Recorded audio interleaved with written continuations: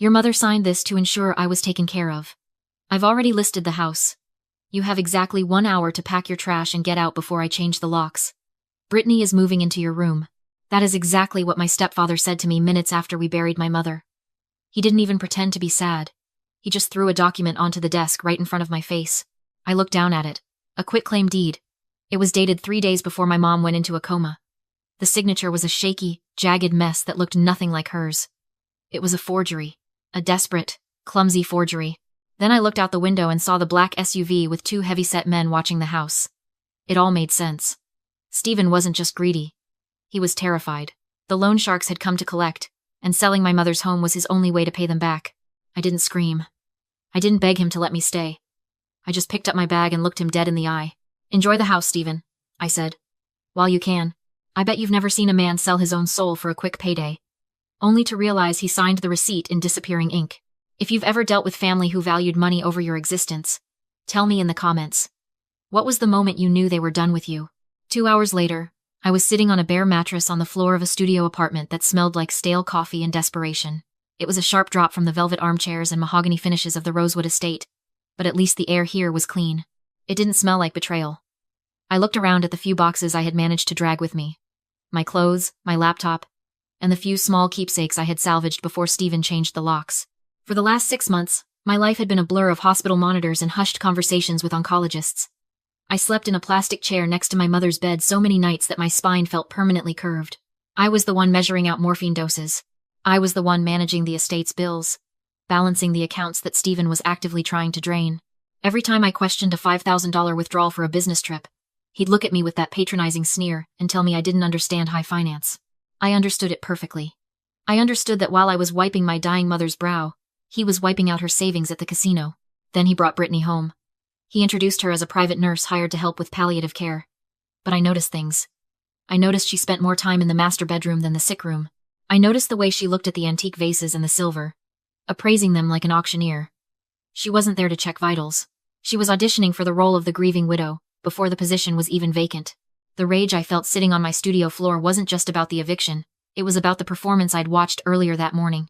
You should have seen him at the funeral. Stephen stood by the open grave, shaking and sobbing, clutching a handkerchief as he accepted condolences from neighbors. They whispered about what a devoted, broken-hearted husband he was. It was an Oscar-worthy performance. But the moment the guests turned away to head to the reception, the mask dropped. He grabbed my arm, his grip tight enough to bruise, and hissed into my ear. Stop looking so sour. You're embarrassing me in front of the investors. He was networking at his wife's funeral, but that wasn't the breaking point. The breaking point happened 10 minutes later. I looked across the cemetery and saw Brittany standing under a black umbrella, trying to look solemn. She was wearing a simple black dress, but around her neck was a double strand of vintage South Sea pearls with a diamond clasp. My breath caught in my throat. Those were my mother's pearls. The ones she had worn on her wedding day, the ones she had held in her weak hands just a week ago, whispering that she wanted me to have them when she was gone. Stephen hadn't just stolen the house or the money. He had looted the jewelry box before the body was even cold and draped the spoils over his mistress. That was the moment I realized this wasn't just greed. It was erasure. He wanted to wipe my mother and me out of existence so he could start his new life with his young girlfriend and a $5 million bank account. He thought he had won. He thought stripping me of my home and my inheritance would break me. But as I sat there in the dark, staring at the rain streaking the window of my tiny apartment, I stopped crying. I wiped my face and looked at my laptop sitting on a stack of books. Stephen thought he was the master of the house because he held the keys, but he forgot that I was the one who installed the smart home system. I wiped the last tear from my cheek and opened my laptop. The screen's blue light was the only thing cutting through the darkness of my studio. I didn't have a plan yet, but I had a hunch. Stephen was arrogant, but he was also sloppy. He thought changing the locks was enough to keep me out. I navigated to the login page for the Rosewood Estate's main security mainframe. I typed in the admin password I had used for 5 years. Access denied. I tried again. Access denied. He had changed it. Of course he had.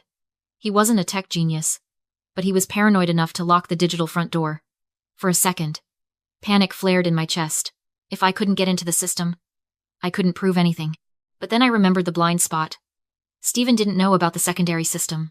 6 months ago, when I first started suspecting that his private nurse was neglecting my mother, I installed a standalone network of nanny cams. They were high definition, audio-enabled, and hidden inside the bookshelves of the library and the master bedroom. They ran on an independent server that Stephen didn't even know existed. I typed in the password. Eleanor. 1960. My mother's name and birthday. The screen flashed green. Access granted. My heart hammered against my ribs as I scrolled through the cloud archive. I didn't have to look far. I clicked on the file timestamped yesterday. 11:43 p.m. The night before the funeral. The video feed from the library filled my screen. It was crystal clear. There was Stephen, pouring himself a glass of my mother's vintage scotch, the bottle she had been saving for my wedding day. Brittany was there too. She was spinning around in the leather executive chair behind the desk, laughing like a teenager who had just broken into a liquor cabinet. I put on my headphones and turned the volume up. "Are you sure this will work, Stephen?" Brittany asked, picking up a piece of paper from the desk. "The signature looks shaky. It looks scribbled." Stephen downed his drink in one gulp. "It doesn't have to be perfect, babe. It just has to hold up for 48 hours. He leaned over the desk, his face pale and sweaty under the library lights. "The guys from the syndicate called again. They gave me until Friday. If I don't have the cash by then, they aren't just going to break my legs. They're going to bury me. So we sell it?" "We sell it fast," Stephen said, his voice dropping to a desperate whisper. "We find a cash buyer who doesn't ask too many questions. We dump the house for whatever we can get, pay off the debt, and disappear to the Caymans before anyone realizes the title is dirty." I hit pause. My hand was shaking, but this time it wasn't from grief. It was from adrenaline. There it was. The smoking gun. He wasn't just a grieving husband making a mistake. He was a desperate debtor admitting to forgery and conspiracy to commit fraud. He was planning to sell a $5 million estate he didn't own, to pay off illegal gambling debts. I sat back against the cold wall of my apartment. I had the evidence. I could take this recording to the police right now. I could file an injunction. But then I thought about the legal system. I thought about how charming Stephen could be when he wanted to. He would claim the video was taken out of context. He would hire a lawyer to argue that the shaky signature was just my mother being weak in her final days. It would be a civil battle that could drag on for years, draining the estate's value while he lived in my house for free. No, a civil lawsuit wasn't enough. I didn't want to sue him. I wanted to destroy him, to put him away for good. I needed him to do more than just talk about a crime. I needed him to commit one. A big one. A federal one. He wanted a cash buyer who wouldn't ask questions? Fine. I would give him exactly what he wanted. The next morning, I walked into the law offices of Walters & Associates with a flash drive in my hand and a plan in my mind. Mr. Walters had been my mother's attorney for 20 years. He was an old-school lawyer, mahogany desk, three-piece suit, and a belief in the sanctity of a signature. When I played him the video of Stephen admitting to the forgery, his face turned a shade of red I had never seen before. "This is..." He took off his glasses, cleaning them furiously. "This is repugnant. We can go to the police immediately, Audrey.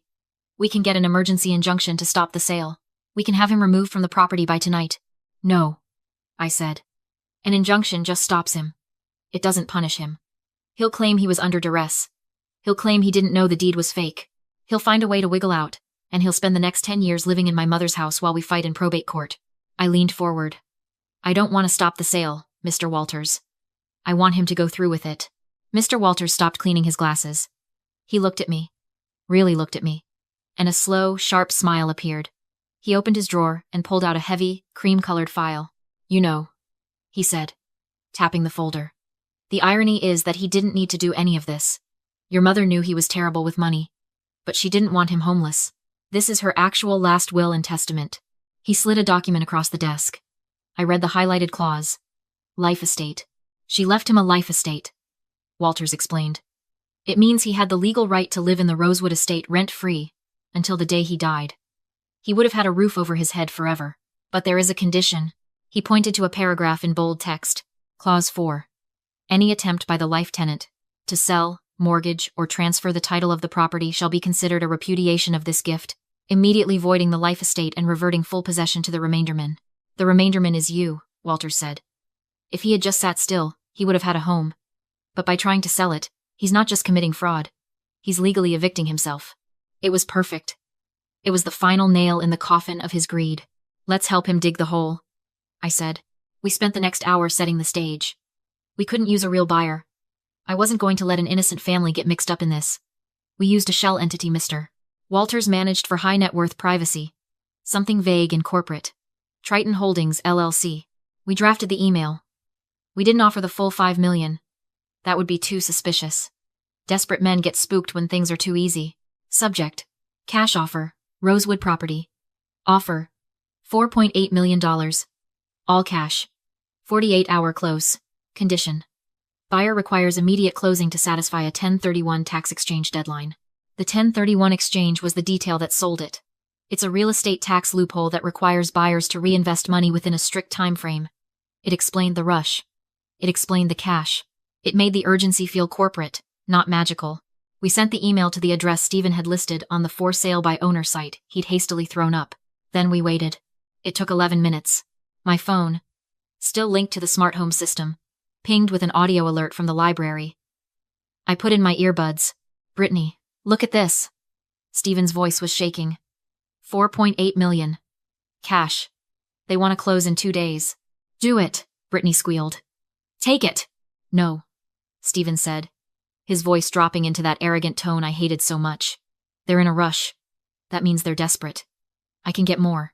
I watched the email thread on Mr. Walters' screen. Stephen replied. He didn't accept. He countered at 5.2 million. Mr. Walters looked at me. He's haggling. The man is committing a felony, and he's haggling. Let him win, I said. Give him 5 million flat. Make him feel like the smartest man in the room. We sent the counter offer. Final offer. $5 million. Take it or leave it. 3 minutes later, the reply came through. Agreed. Send the contract. I looked at Mr. Walters. The trap wasn't just set. Stephen had just walked right into it and locked the door behind him. Schedule the closing for Friday, I said. I want a front row seat. Friday morning arrived with a sky the color of a bruised plum. The closing was scheduled for 10 a.m. at the offices of Sterling & Company, a boutique firm Mr. Walters used for high-stakes corporate transactions. It was the kind of place designed to make you feel rich just by walking on the carpet, silent, plush, and smelling of old money. I wasn't in the room. Not yet. I was sitting in a black sedan parked across the street, watching the live feed from a button camera discreetly pinned to the lapel of the buyer's attorney. At 9:55 a.m., a taxi pulled up. Stephen stepped out. He was wearing a suit I recognized in Armani he'd bought for my mother's 50th birthday party 5 years ago. It was tight around the waist now, straining against the bloat of cheap whiskey and stress. But he buttoned it with the swagger of a CEO closing a merger. Brittany trailed behind him, looking less like a nurse and more like a tourist, scrolling through her phone. I zoomed in on the feed. She was looking at overwater bungalows in Bora Bora. They walked into the conference room like they owned the building. Mr. Henderson, the buyer's attorney, an associate of Mr. Walters named David, stood up. Thank you for accommodating our timeline. My client is eager to finalize the 1031 exchange. Happy to help, Stephen said, his voice booming with false confidence. He sat down, drumming his fingers on the glass table. He was sweating. I could see the sheen on his forehead even through the grainy video feed. He looked at the bottle of water on the table but didn't drink it. He was vibrating with adrenaline. We have the wire transfer queued, David said, sliding a thick stack of documents across the table. $5 million, pending verification of the title transfer. Do you have the deed? This was it. The moment of truth. Stephen reached into his briefcase. His hand trembled slightly, but he masked it by smoothing his tie. He pulled out the quitclaim deed, the one with my mother's forged, shaky signature. He laid it on the table like a royal flush. Stephen calmly claimed the title was clean, saying his late wife had transferred it to him before she died. When asked about her daughter, Audrey, he spun a cruel lie, calling her an unstable addict who had signed away her rights for cash. Hearing him destroy her reputation just to complete the fraud, Audrey waited. The buyer's attorney slid over the bill of sale. Stephen signed without hesitation, accepted a $5 million wire, and smiled convinced he'd won. That was when the doors opened. Audrey entered with her lawyer and 2 men who were clearly not there to negotiate. Stephen mocked her, confident the deal was done. Audrey calmly corrected him. She revealed the real will. Stephen had only been granted a life estate, the right to live in the house, not sell it. By attempting to sell the property, he had voided that right instantly. 5 minutes earlier, he had a home. The moment he signed, he legally evicted himself. Worse, the money he'd just accepted was now evidence. A detective identified the crime for what it was. Federal wire fraud. The transfer was frozen. Stephen panicked. His mistress tried to flee until the detective revealed audio recordings and stolen estate jewelry, tying her in as an accessory. As Stephen was handcuffed, he begged Audrey, calling himself her father. She shut him down with one final truth. He hadn't raised her. He'd merely tolerated her. And now, as landlord, she was evicting him. Stephen was dragged away. The house was reclaimed. The locks were changed. Later, alone in the quiet estate, Audrey held her mother's pearls and finally breathed. Sometimes revenge isn't destruction. It's letting someone sign away their own future while you keep the keys.